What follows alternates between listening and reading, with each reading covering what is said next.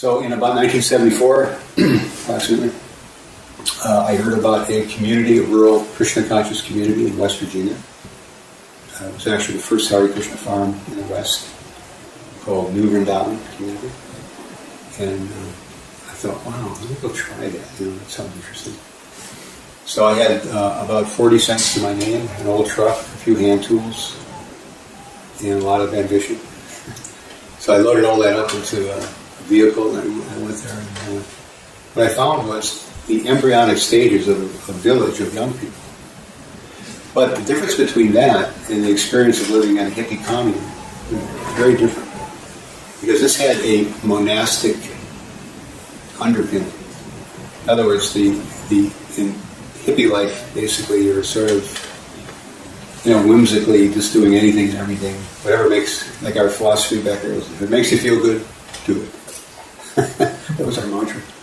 The other mantra we had was, don't trust anybody over 30. Not fully realizing that someday we would be over 30.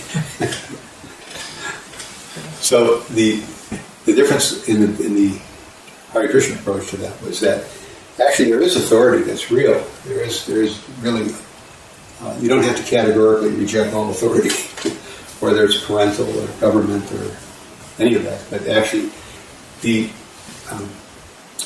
highest authority is God, and that the way in which God reveals the governance of this world, how things should go, in terms of economics and politics and how society organizes itself around fulfilling its needs, is there. The information is actually there. You don't have to invent it. You don't have to vote on it. It's actually already there. But you have to become humble.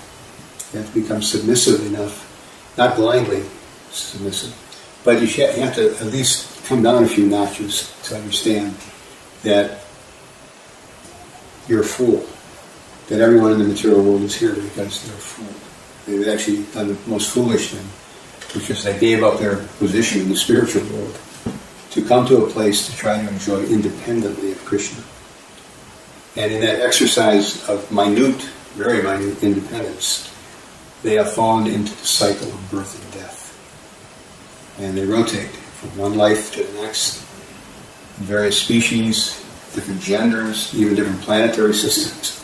You can devolve, you can actually lose the human form of life. You can promote yourself even to grades of life that are on heavenly planets, for example, that are far superior to what we experience here.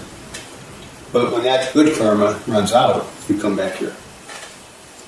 So it's a roller coaster ride. One life you're on Brahmaloka, the highest planet in the material world. And a lifetime or two later, you're in Tapapunja, so the lowest planet in the material world. Up and down, up and down. Mm-hmm. So when you begin hearing about the real nature of the soul, what are the qualities of the soul? What are the symptoms of the soul? And how do you act upon that to bring out your real spiritual nature? And then you overlay that over the whole concept of sustainability. It throws a whole different light on sustainability. What is actually sustainable?